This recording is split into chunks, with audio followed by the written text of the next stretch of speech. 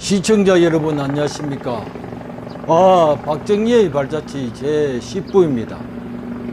지난 9부는 1968년의 국민교육헌장 제정선포 항토 외부군 창설의 이야기였습니다. 성업도 바빴고 개인 사정상 10부의 소식을 전해드림이 며칠 늦어서 죄송합니다. 이번 제10부는 멘트 원고가 A4 용지로 12장이나 되는군요. 그만큼 큰 주제여서 그렇습니다. 제10부의 발자취는 1968년의 포항 종합제철의 설립과 추진의 이야기입니다. 본론에 앞서 55년 전 세계은행 총재였던 유진 블랙시의 IMF 연차총회 연설에서 개발도상국의 3가지 헛된 꿈이라는 일화부터 소개를 드립니다. 이 이야기는 박정희 대통령 시절 9년 3개월간의 역대 최장 대통령 비서실장을 지낸 김정념 씨의 회고록의 내용인데요. 유진 블랙시는 55년 전 IMF 연차 총회의 당시 연설에서 개발도상국에는 3가지 헛된 꿈이 있다고 비웃었는데요. 첫째는 고속도로 건설, 둘째는 종합제철 설립, 셋째는 국가원수의 기념비 건립이다라고 말했습니다. 그 당시 인도와 티르키에 멕시코 등이 제철소를 세우려다 실패하고 있었고, 한국도 제철소를 짓겠다며 돈을 끌어다니고 있었습니다. 세계적 경제 석학이기도 했던 유진 블랙의 전망을 무색하게 한 것은 박정희, 정주영은 경부고속도로를, 포항제철은 박정희, 박태준 콤비가 주역으로 나선 맨땅의 헤딩 기적이었습니다.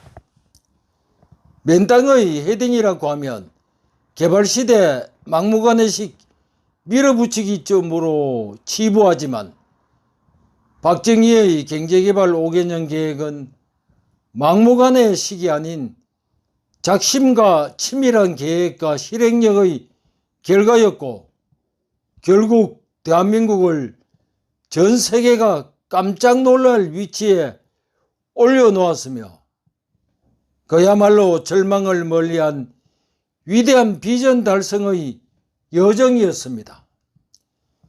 가난은 나라도 못 구한다는 말 대신 가난은 나라만이 구할 수 있다는 것을 신념으로 안고 살아간 박정희 대통령이었다는 것을 구미시 상모동 생가의 홍보 게시대의 글이 이를 대변하고 있습니다. 그러면 박정희 대통령이 대일 청구권의 일본 자금까지 쏟아부으면서 포항제철 설립과 제철소 건립에 공을 들인 이유는 뭘까요? 아마 아시겠습니다만 바로 제철 보국이었습니다. 즉 포항제철을 반드시 성공시켜 국가와 국민에게 보답하자는 것. 포항제철을 세울 때 그 종잣돈은 대일 청구권 자금의 일부였으며 박태준은 이를 조상의 혈세이며 피의 대가라고 말하기도 했습니다. 허허벌판의 항무지에 제철 보국의 신화를 이룩한 것, 이건 기적이라고 말해도 아깝지가 않습니다. 1967년 7월 7일 월간 경제동향 보고에서 전국적 관심사였던 국내 제철소 건립의 부지 선정이 포항으로 결정되어 선언되었습니다. 1967년 5월 3일 제6대 대통령 선거에서 이긴 재임의 박정희 대통령, 1967년 6월 8일 제7대 국회의원 선거의 직후의 일이었습니다.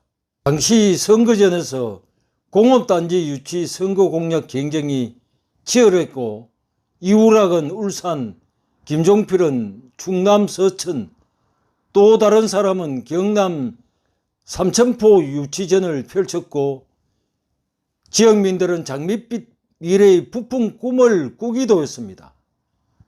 포항 결정으로 지역민들은 한호성과 함께 기대에 부푼 꿈으로 가득했으며 아주 즐거워했죠. 820만 평의 포항제철소 건립이 수건사업이었던 박정희 대통령, 미국의 반대와 기술과 자금 확보도 없이 추진했던 것이 포항제철소였습니다. 제2차 산업혁명의 산물이었던 철강산업은 프랑스는 1889년 자국의 철강산업을 과시하기 위해서 파리의 상징인 에펠탑이라는 건축물을 짓기도 했으니 강대국의 서열 기준이 철강산업이었다고 합니다. 철강이 없었다면 우리나라의 수많은 아파트 단지와 대형 빌딩이 건축될 수 있었을까요? 또 선박 건조인 조선업도 이렇게 발전될 수 있었겠습니까? 전문가들은 보급의 속도와 숫자가 엄청 늦고 적었다고 말하고 있습니다. 1968년 4월 포항제철 설립 후 1968년 11월 12일 모래밭 항무지의 땅고르기 작업이 한창 진행되던 때 박정희 대통령이 예고도 없이 헬기를 타고 현장에 갑자기 방문을 했습니다. 현장을 본 박정희 대통령은 이거 남의 집 다 헐어놓고 제철소가 되기는 되는 거야 라고 탄식을 쏟아내었다고 합니다. 현장 사무소 직원들이 당황해서 어찌할 바를 몰랐다고 합니다. 철의 생산은 중공업 발전을 가져오고 국가 경쟁력 확보가 되며 당시 소규모 대장간 산업 수준과 철을 녹이는 수준의 제철소가 있어도 박정희 대통령의 꿈은 종합제철소였습니다.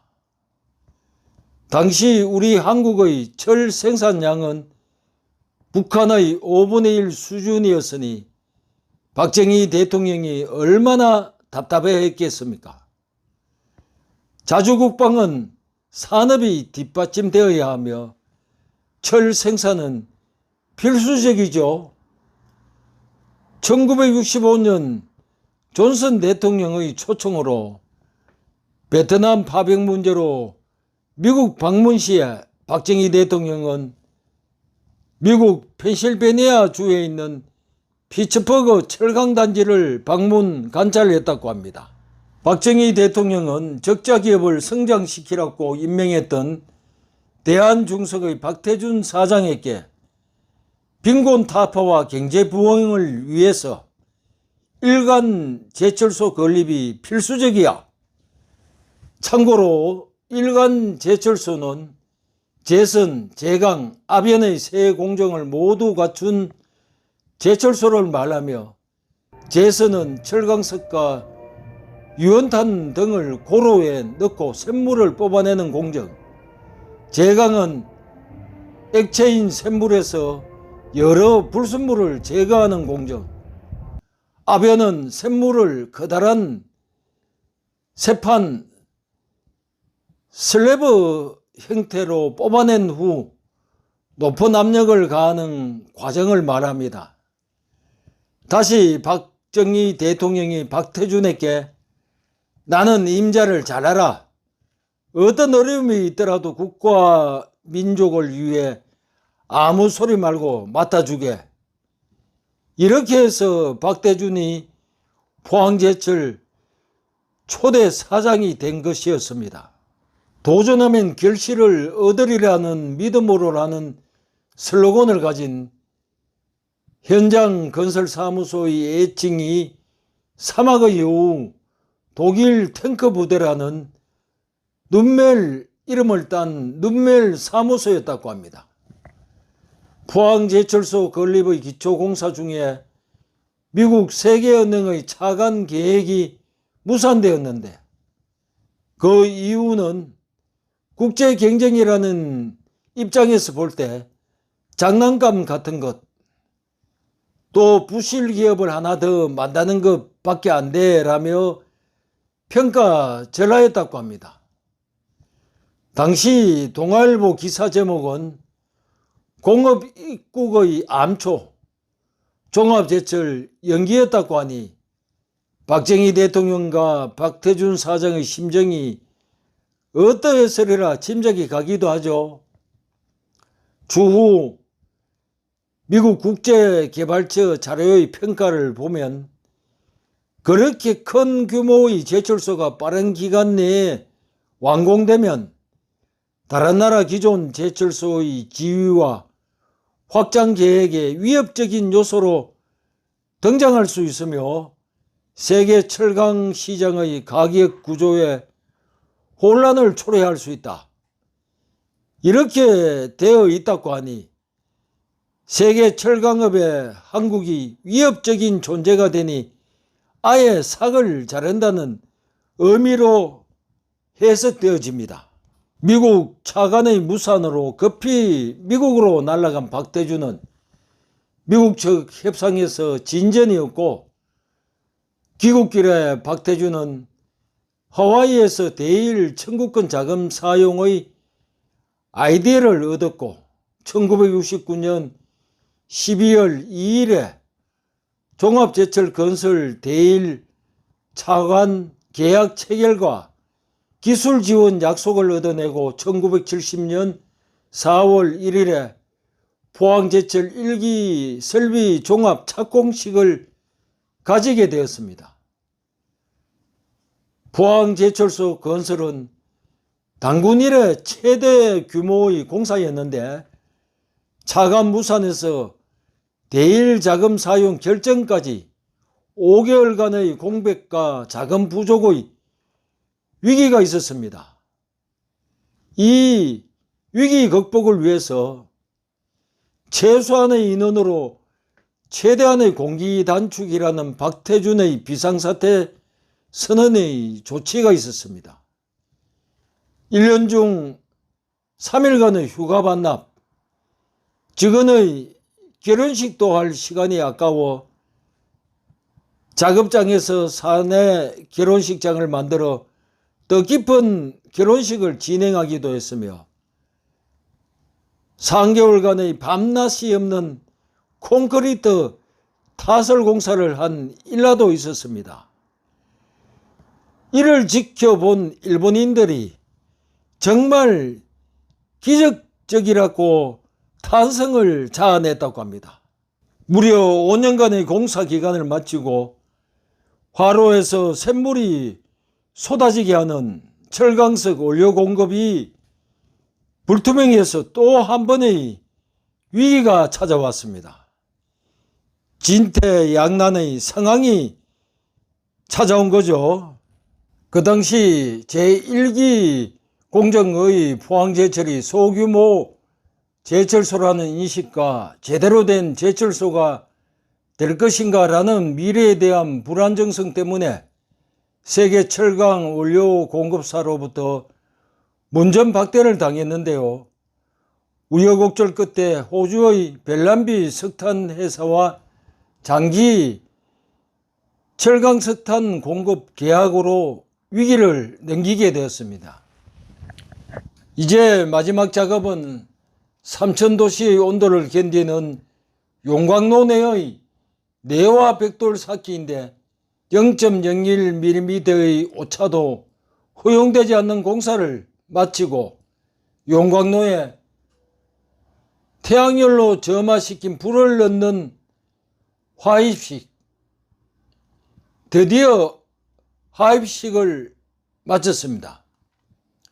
하입식 후 가열과 샘물 생성까지는 19시간 뒤에 확인하게 되는데 긴장된 시간이 흐르고 마침내 시뻘건 샘물이 흐르는 순간은 환호성과 함께 공사기간 5년을 기다린 황금보다 소중한 샘물이라는 선물이었다고 합니다.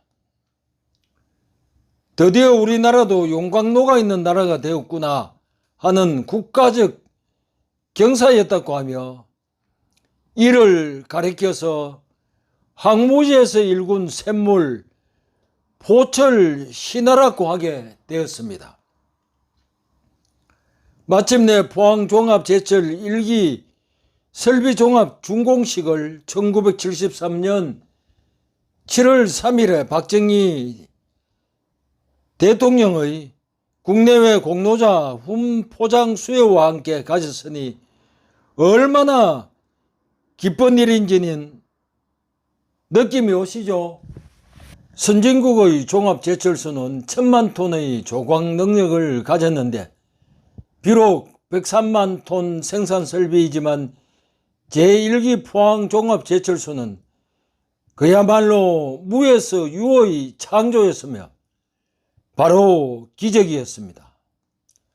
5년의 공사 기간 중 연인은 3,500만 명이 단일 공장 내 8만 2천 개 이상의 기계 장비를 설치한 대역사였으며 기록적인 공기 단축이 3%, 건축비 500만 달러를 절감하여 국제 경쟁력을 공고히 확보한 우리 손으로 건설한 획기적 성과였습니다. 포항제철소 없이는 국가 부흥은 100년 하청이다라고 한 박정희 대통령의 꿈, 비전이 드디어 이루어졌습니다. 그 누가 대신하여 이룰 수가 있단 말입니까? 포항제철의 도전은 계속되어 바다를 육지로 만든 광양제철소 건립으로 명실상부한 철강 선진국이 되었고 그야말로 제철 보국이 되어 국가경제 발전과 산업 발전의 원동력이 되었습니다. 일관제철소, 즉 제선, 제강, 압연의 세 가지 공정이 있는 종합제철소 건설 사업을 성공적으로 마무리한 박태준 사장은 1992년 10월 3일 박정희 대통령 묘소를 찾아 25년 만에 대역사의 성공적 완수의 영전 보고를 했다고 하니 참으로 뜻깊은 일이죠. 아마 박태준 사장의 심정은 울먹임의 연속인 시간이었던 것 같습니다. 영일만 모래항무지에 첫 삽을 뜬 지 45년 만에 철강 선진국 박정희 대통령과 박태준 포철 사장의 만남은 대한민국의 철강 신화를 창조해내었습니다. 박태준 사장에게 임자, 뒤에는 항상 내가 있으라고 격려한 박정희 대통령, 든든한 버팀목이 되었다고 합니다. 우리나라 경제 부흥의 강렬한 의지를 그 누구보다도 잘 알고 잘 봤다는 사람인 철강왕 박태준. 그는 박정희 대통령과 함께 훌륭한 명콤비였습니다.